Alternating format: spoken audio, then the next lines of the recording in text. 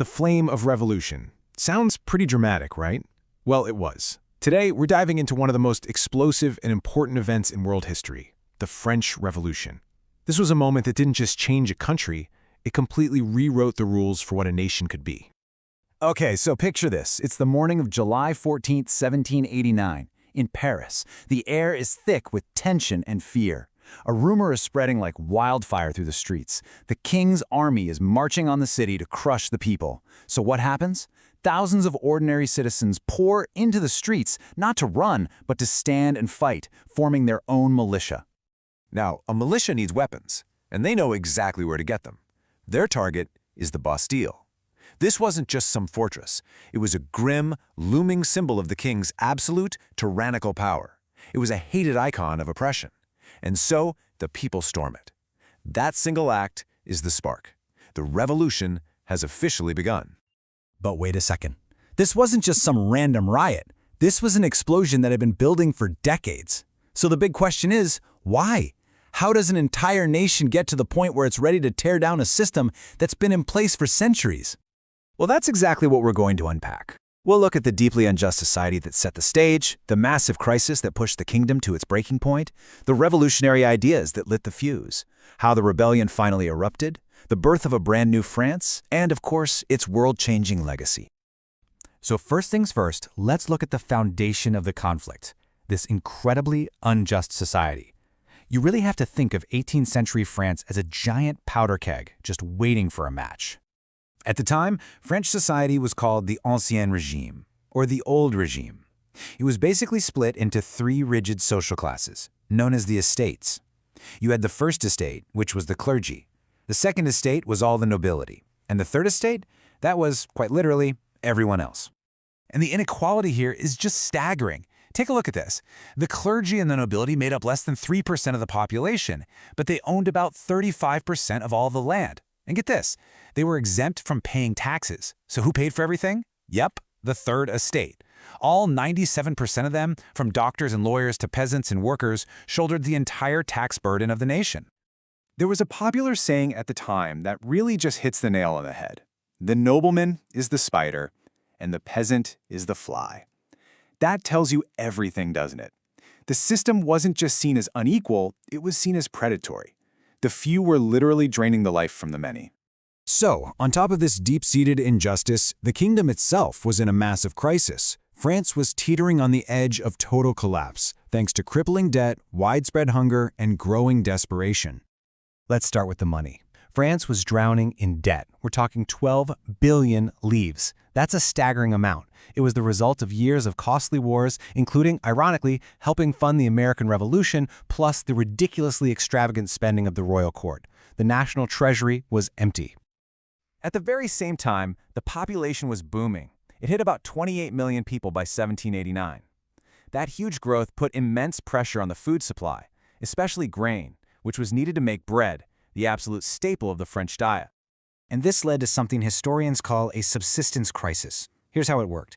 A bad harvest meant less grain, which meant the price of bread would skyrocket. The poorest people could no longer afford to feed their families. This led to food riots and, tragically, widespread starvation. For millions, life was a daily struggle just to survive. So you've got this deeply unjust society and a kingdom in total crisis.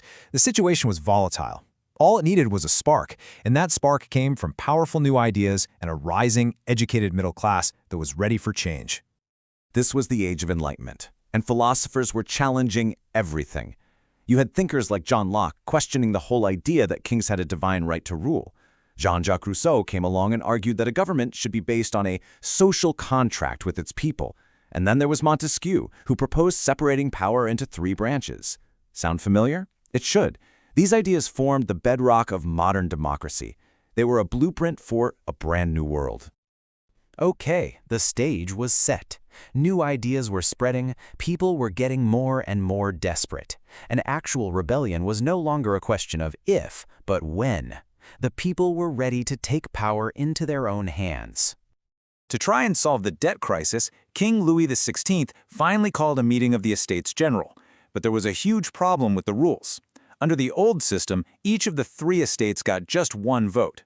This meant the tiny first and second estates could always team up and outvote the third estate, 2-1. The third estate demanded a change, one person, one vote. It was a radical democratic idea. The king refused. And that was the last straw. On June 20th, the Third Estate did something incredible. They declared that they were the true voice of the nation, the National Assembly. When they found themselves locked out of their usual meeting hall, they famously regrouped in a nearby tennis court. And there, they swore the historic tennis court oath, a promise not to give up until they had written a new constitution for France. This was an open act of defiance. The revolutionary fire quickly spread beyond Paris. Across the countryside, rumors ignited a wave of panic known as the Great Fear. Peasants, afraid that nobles were hiring bandits to destroy their crops, took matters into their own hands. They attacked manor houses and burned the records that detailed their feudal duties. The entire country was in revolt.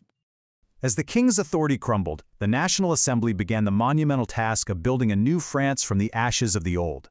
This was the moment that people went from being subjects of a king to citizens of a nation. And the changes came incredibly fast. In one amazing overnight session on August 4th, the Assembly completely abolished the feudal system. All the old privileges, gone. A few weeks later, they issued the landmark Declaration of the Rights of Man and of the Citizen. And by 1791, they had written a new constitution that limited the king's power and turned France into a constitutional monarchy. Now, to get these big new ideas across to a population that mostly couldn't read, they used powerful symbols.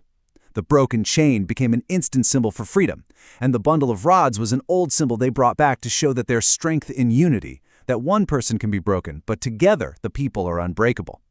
These images popped up everywhere. Which brings us to our final stop, the Revolution's legacy. Because the events in France didn't just stay in France.